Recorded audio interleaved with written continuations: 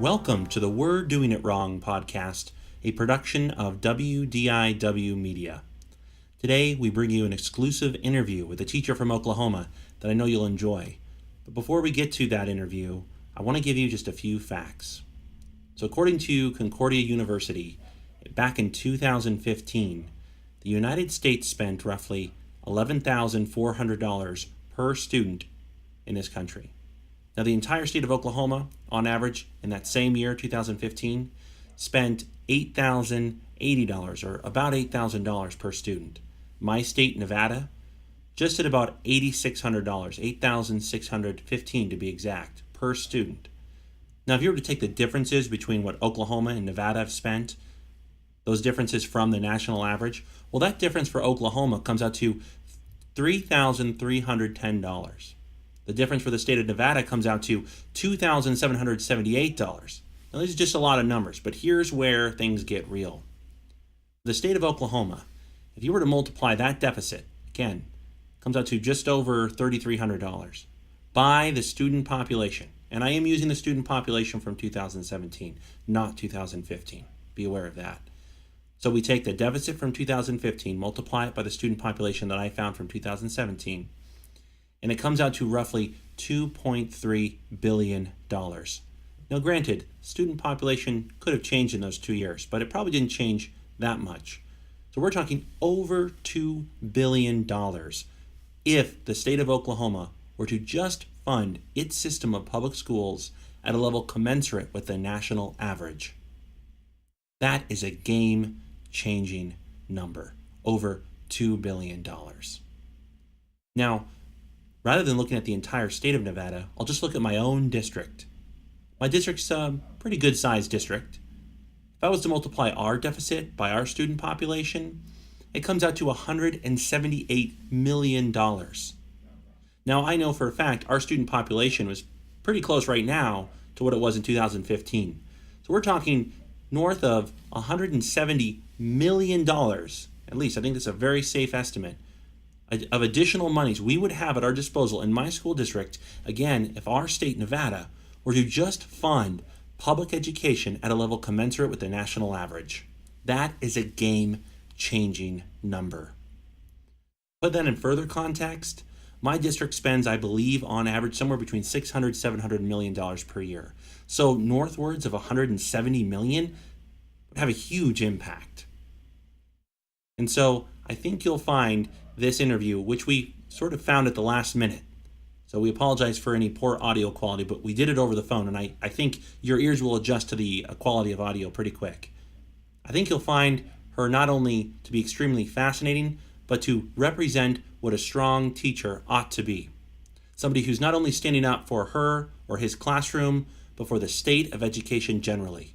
And in this media company, we seek to elevate the voice of teachers. And I think this is a great example in Oklahoma and around this country right now of how teachers are raising their voice and letting state legislators know it's not just about our paycheck, it's about the way in which we are giving our students advantages and disadvantages through either funding our system of education at a healthy level or disadvantaging them through chronic underfunding over time. So enjoy.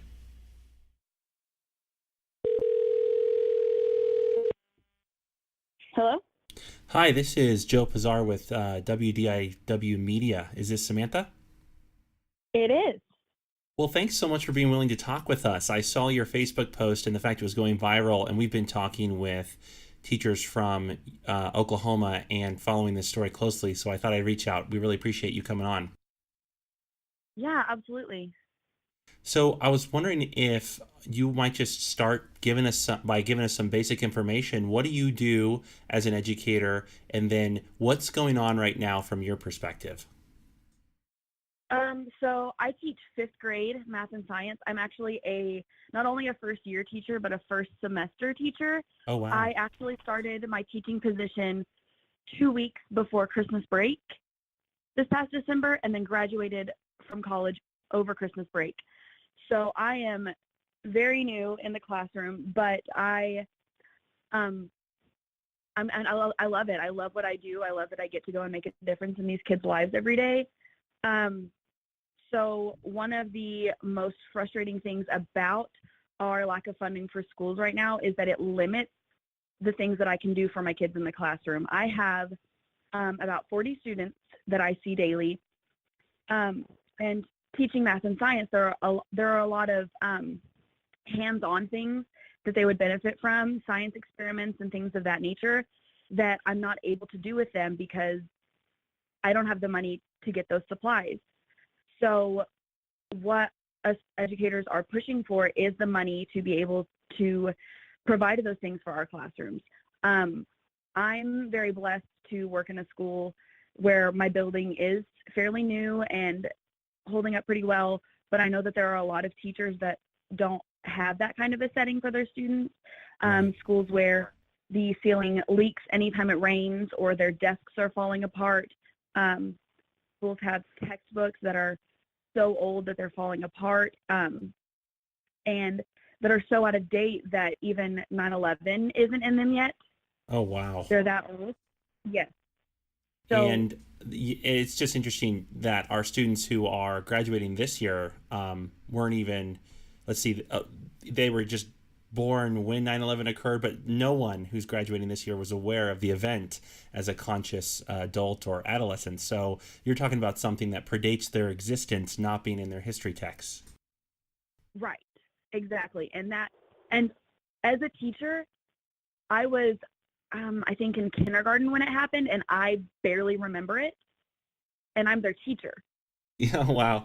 Yeah, it's great that it's interesting. I mean, what a first year you're experiencing, but jumping on and advocating for your students. And that's something I wanted to follow up on with you, because it sounds like that's the core of what's occurring here. It's teachers saying we need more resources for our students. And yes, teacher pay definitely needs to increase. My understanding is the legislator did do something with regards to teacher pay already, but in the light of the teachers who are walking out, it wasn't nearly enough, not only because it wasn't enough in terms of salary increase, but it didn't actually address the core underfunding issue that you're seeing for your students, such as basically not having enough supplies and adequate buildings. So would it be safe to say that teachers are walking out in Oklahoma right now because of the overall underfunding, and so it's not so much to do with salaries as it is with the overall problem? That's exactly it. And I've had a lot of naysayers against this that really like to throw that in our face. Well, they passed this to give you this raise. And what they're not understanding, whether they genuinely don't understand it or they choose to not understand it, because then they wouldn't be able to stand by their original viewpoint, I'm not sure. But anybody who is attending the rally at the Capitol, anybody who is really taking the time to hear us out and truly listen to what we're saying, it's not about us. At my district meeting, our district called a staff meeting prior to the walkout, and we were asked what our choice would be if we had to choose between a raise or adequate funding for our classrooms, and every single one of us chose funding for our classrooms over a raise. Wow. So it's very frustrating to have that thrown at us when that's not the point. Well, If it's it were just about essentially. the raise, Oh, sorry, I didn't mean I'm to sorry. interrupt you. It's essentially an accusation of being disingenuous, of having an ulterior motive to your march, which is quite the accusation to make, really.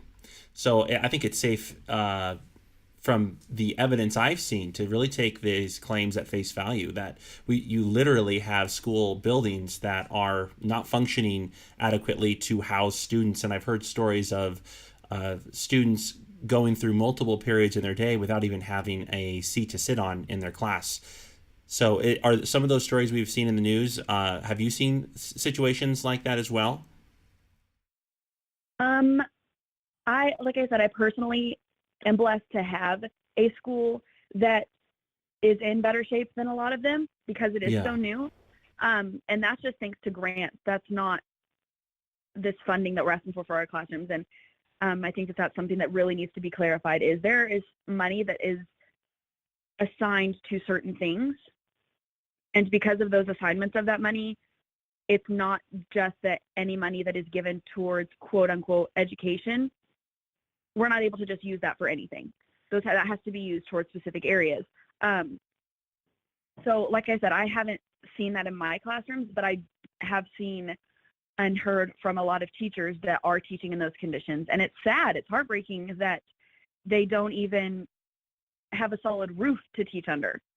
It sounds And like if you're reliant only on grant funding, it can lead to these kind of gross inequities where, like you said, a newer school with who gets the right grant is in such a better position than an older building that maybe doesn't have the same access to those grant funds. So you guys are advocating for a system-wide change and a sustainable funding model that's going to meet the needs of students in just the most basic ways. That's what I'm hearing. Is that right? correct. And yeah, if it were, and like I said, like you said, people keep talking about the raise, and if it were just about the raise, we would have been satisfied with the bill that was passed. Absolutely, that's great. That's a great step for us. But it's not about that. And I did the math last week, and when I divided up the amount that we were going to be given for our classroom funding and divided it by the number of students in the state, that came to roughly $71-ish per student. Wow. And while that sounds like that's a decent number for a kid, but when you look at what it costs to provide resources for the classroom, it's silly. That's not an adequate number to And really that was per year? do what needs to be done. You said 70 something for the whole year per student is all Per that they student. You divide that up by the number of school days, roughly 180, and you are barely buying each student an extra pencil per day. Right. And we know middle schoolers and really all students, they have a hard time holding on to their pencils. So Absolutely. yeah, The that's number of pencils that I've gone through just in my 3.5 months in the classroom is crazy. They are constantly coming to me and saying, "Miss Clark, there's no pencils in the bucket." And I have a stock of pencils that I keep to try to restock a bucket over by the pencil sharpener so that any of them that need a pencil can just go grab one. And the number of times that I have to fill that up is crazy. But they're kids and they're still learning that responsibility of keeping up with things. So those are things that we need to have to be able to provide for them. And I've heard people say, well, aren't parents supposed to buy their school supplies? Well, yes, in theory, and that's a great idea when you just say it. But to look at the fact that some of my kids aren't even sure where the next meal is going to come from. Some of them worry about the weekends because are we going to be able to eat dinner tomorrow night? right. So when they have those kinds of things going on in their lives, buying pencils can seem like such a silly thing to them because they've got these other things that are prioritized in their life. And I get that. And it's terrible. It's sad, but it's reality. So for us to not be able to just provide basic supplies for them when they get to school so that they don't have to worry about it, it's heartbreaking. So I've got a few additional questions for you, but before I get to those, I can't help but I'm watching your Facebook post live here, and it looks like you're the one who made this original Facebook post, and you're up to right now, almost 6,000 shares, well over 1,000 reactions, and I'm just wondering if you thought that was going to occur, and then I also wanted to just ask you, beyond having made this Facebook post, how do you react to one of your own state representatives basically calling the teachers, according to your post, extortionists, disingenuous, and misinformed? And my guess is those statements is what prompted you to make that post that's now spreading across the nation. Absolutely. When we were standing outside, we stood outside the House of Representatives chambers for 6 hours yesterday. And there was a TV set up outside the door that we had some people that were leaning up to listen to what was being said, and we were trying to pass that information throughout the building because it was packed and there were so many people that not everyone could hear that. So we were trying to spread that so that everyone that was listening could stay up to date on what was being done and what was being said. And when Kevin Wallace made those comments, there was a moment of silence, I think, that was shock, and then instant frustration came from the entire crowd. It was like a slap in the face. It was insulting that he would dare say that those of us who are out there shouting that our students deserve better, that we need to fund our schools. that when those are the things that are coming out of our mouths, that we are shot back at with comments like that. It's insulting, it's frustrating. And when we are a portion of the community that have voted these representatives in, it's very, very frustrating that they're not listening to us.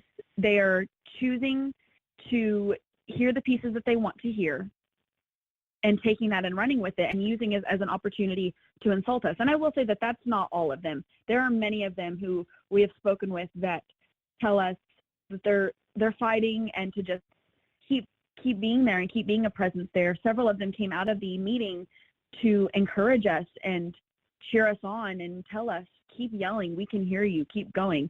So that was really a boost, the boost that we needed to just keep yelling and get louder and let them know that we were still there and that we're not going anywhere. So my friends and I that were attending made note of those comments that really struck a nerve with us. And that was the part of the whole thing that was the most negative thing that stood out to us, that stuck with us through the rest of the evening. And we were sitting down eating dinner, and I thought, you know what, I'm going to go ahead and post those so that my friends can be aware of what's being said and they can share it with their friends. And when did you make that post originally? Oh, I believe it was about 8:15 or so last night. Oh wow! So this is the definition of viral now, and so I'm just assuming you weren't expecting that. So sorry. Please continue with your story. I'm so fascinated. Not at all. I have actually been texting my husband and my parents and my friends like, you guys, I'm freaking out. I had no idea this was going to happen. This is insane. Absolutely never in a million years would have thought that this is the kind of response that would get. It was simply to inform people who happened to see it. Never expected it to get this big. Yeah, it's as though you've tapped into, and the whole movement there in Oklahoma has tapped into a national problem that every teacher, even if that teacher finds him or herself in a positive situation, kind of like the one you described, they're just very close to the inequitable situation of their colleague. And so I think almost every teacher in this country right now can empathize to an unusual degree with how the teachers in Oklahoma en masse are feeling currently. And I wonder if that's something you've tapped into here. Absolutely. I've seen signs of teachers from other states that have come to support us. And it's an awesome feeling to know that people who aren't even directly affected by this understand its importance. I mean, these kids are our future. They are the next generation that are going to be running this country. And if we don't have the funds and the ability to educate them properly, then what does our future look like? And that's a scary thought. Yeah. And it really does come down to, from what I'm hearing from you, to this core set of beliefs that we're responsible as a society to provide our students with not only an adequate education, but an education that's going to enable them to flourish and enable our country to continue, flourishing in the world. And that's just simply not occurring in many parts of our country, despite the immense hard work of educators. And sometimes I think educators are consistently told, only worry about those factors over which you have control. So we're not going to talk about school funding. We're not going to talk about family support. All we're going to talk about is what you can do in your classroom to enact positive change. And that's obviously very important, because as teachers, we do want to make positive impacts over those things we have control. But it seems as though this is now spilling over, and teachers are finally getting a say and a voice in some of those factors over which, quote unquote, we've never had control. And so I'm wondering, in the end here, is this as much about funding as it is getting teacher voices heard by our legislators across this country? I think that people underestimate the power that we have when we come together and push for one thing. I had somebody tell me on one of my personal posts, or I think it might have actually been a post that I had commented on, trying to share information, and they said to me, rallying at the Capitol isn't going to make a difference though. And my response was just, it is though. We were a part of the movement yesterday that led to one of the bills last night being passed in the House of Representatives. So don't tell me that it doesn't make a difference, because I'm seeing it happen. And really, my students, I had a sign that I actually took with me on Monday that had all of their names on it, and it said that I do it for them. And when I told them that I wanted them to have their names on this sign for me to carry at the Capitol, they lit up. They were ecstatic because they're in 5th grade. They're 10, 11 years old. There's not a whole lot that they can really do about this right now, but they wanted to put their names on it. And for me to have more momentum to move forward, so we have to be their voice. They are not in a position to come and do this themselves. They're depending on us. So if we don't do that for them, we're letting them down.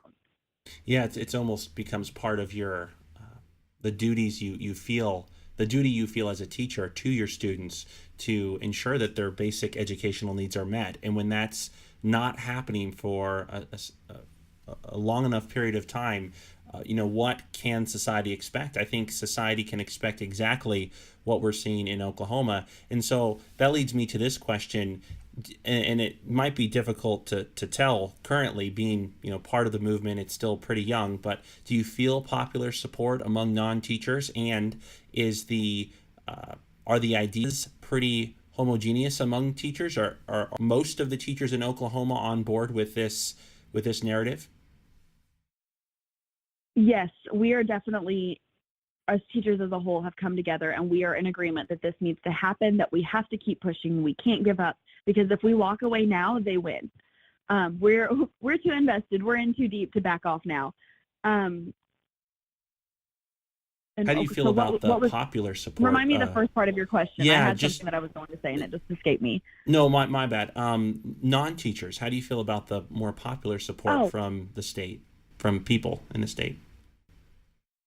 We've experienced such a large amount of support. It's great. It's really warming and encouraging. I think that it's easy sometimes to get wrapped up in the naysayers and those with negative comments, because a lot of times negatives tend to speak the loudest. But I think that if we take a step back and really look around, we've got such a great amount of support, and that's awesome to see. It's very encouraging, and I just hope that our legislators are looking at that and realizing that this isn't just the teachers saying these things, that parents and community members see the value in finding funding for our education. It needs to happen. It has to happen, and that we're not going to back down until we've got what our students need.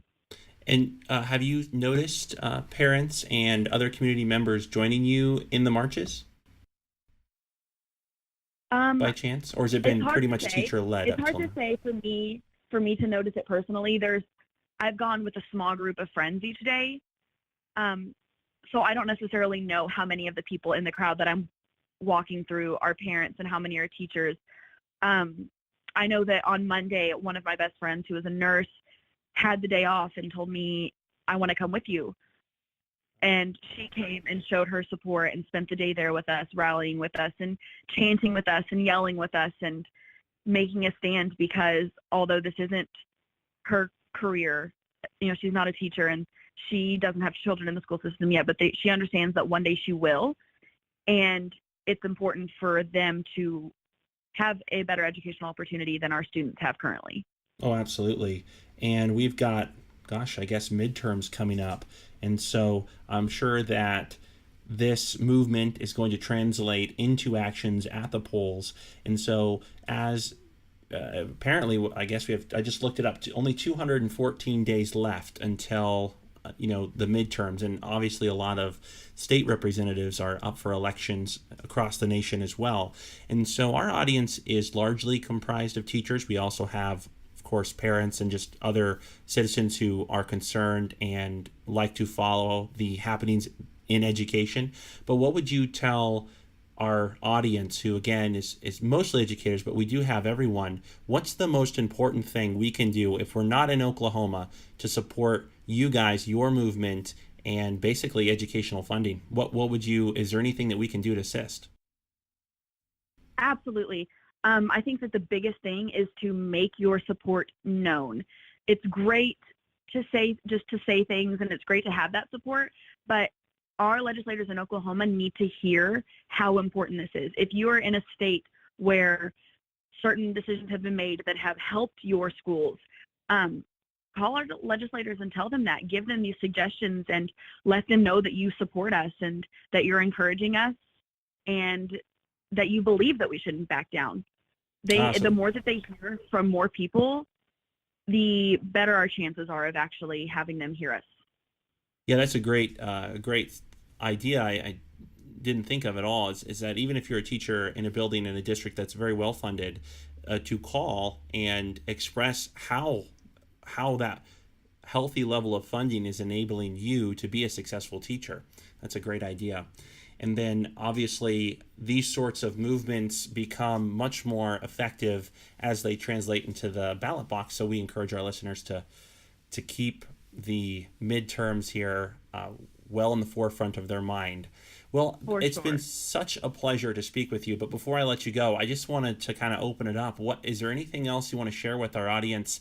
And I just feel as though I just feel inspired. I feel inspired that teachers really in Kentucky, Oklahoma, and there's this feeling now, I think, in many states in our country that have been underfunded for so long that this doesn't have to be a reality. And so I'm just wondering if you have any last words for our audience, and thank you for your inspiration. Oh, definitely. My biggest thing that I would say is if you want to make a difference, do it. Don't let anybody tell you that it's not going to work, that you can't be heard, because that's what people have been telling us. And when we have finally been backed into a corner enough where we have realized that we don't have a lot of options left, that we have to come together and make our voices heard, it's working. It's baby steps. It's one session at a time. It's one bill at a time. But it's working. We're making progress. The House did sign a bill for us last night that we're hoping to get pushed through the Senate and to Mary Fallon's desk for her to sign it.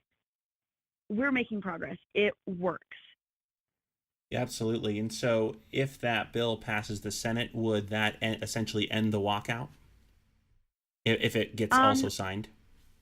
It's hard to say, really. And I'll be entirely honest with you. These political side of things are not something that I have a lot of experience in. So I'm still having to dig and learn more and research kind of how this bill will affect certain things and how that bill will affect certain things.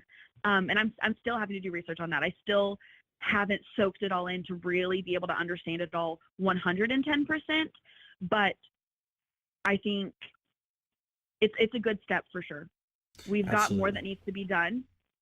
We need other bills to pass because the funding of one bill on its own isn't going to be enough to fix the problem.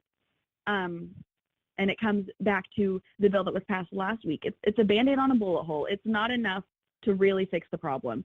So I think that when final numbers come down and we see, okay, what has been passed and what hasn't, and what is actually coming our way, that's when we're going to have to make the decision of, do we keep pushing or do we take a step back?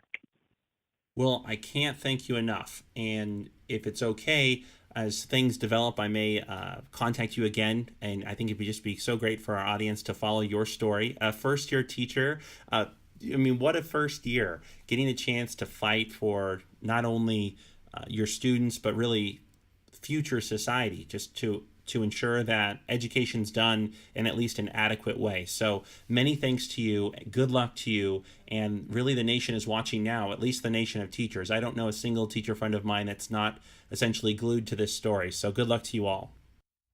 Thank you so much. Have a great one. Bye. Thank you too. Bye-bye. And now let's turn the page.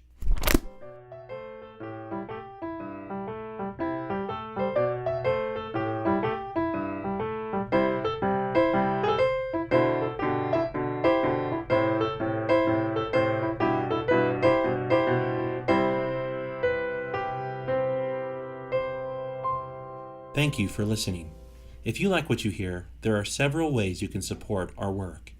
First and foremost, you can subscribe to our podcast via iTunes Podcast, Google Play, Stitcher, SoundCloud, or just using our RSS feed.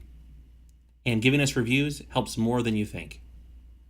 If you want to provide direct support, we have a support tab on our main page, we'redoingitwrong.com, that links to our Patreon account. Patreon's a neat system that allows you to pledge a dollar amount per episode produced and set a monthly maximum. So you only pay when you get new content you love. But most importantly, We just appreciate your listenership. Thank you.